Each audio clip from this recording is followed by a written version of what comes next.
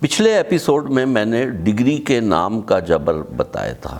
اس کے اندر اسی سے منسلک ایک اور مسئلہ ہے، وہ یہ ہے کہ فیکلٹی کے ڈگری کے نام کا بھی ایک جبر ہے. ایک تو پروگرام کے نام کا جبر ہے اور دوسرا فیکلٹی کے پاس جو سرٹیفکیٹ اور ڈگری ہونی چاہیے اس کے اوپر بھی وہی نام ہونا چاہیے جو کہ پروگرام کا نام ہے، ورنہ پتہ نہیں کوالٹی کیسے ختم ہو جائے گی. اور یہ حیران کن بات ہے. یہ عقل جو ہے کس نے ان کو پڑھائی، یہ سوچنا چاہیے.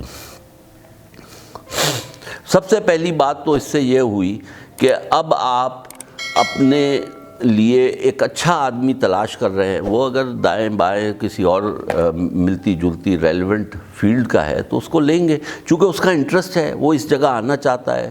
اور ایک نئی فیلڈ میں آنے سے جو انسان کے اندر انرجی اور انتھوزیازم پیدا ہوتا ہے وہ اسی ایریا میں لگے رہیں. یعنی کہ مجھ سے اگر کوئی کہے کہ بھائی جو آپ نے آج سے 35 سال پہلے 37 سال پہلے جو آپ نے پی ایچ ڈی کی تھی پیرلل کمپیوٹنگ میں، بس آپ اسی ایریا میں ساری زندگی گزار دیں، تو میں تو بور ہو جاؤں گا.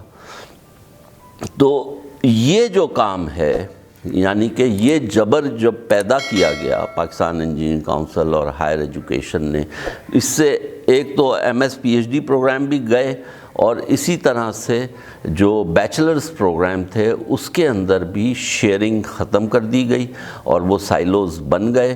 اور وہ جو فیکلٹی تھی وہ ایک خاص ذہن کے ساتھ اس پروگرام میں آتے تھے اور وہ دائیں بائیں سے کوئی کراس پالینیشن ہو نہیں رہی تھی اور کوئی انٹر ڈسپلنری کریٹیوٹی جو ہوتی ہے وہ بھی ختم ہو گئی. اور اس کی وجہ سے وہ پروگرام مرجھانے لگے اور آہستہ آہستہ ختم ہو گئے.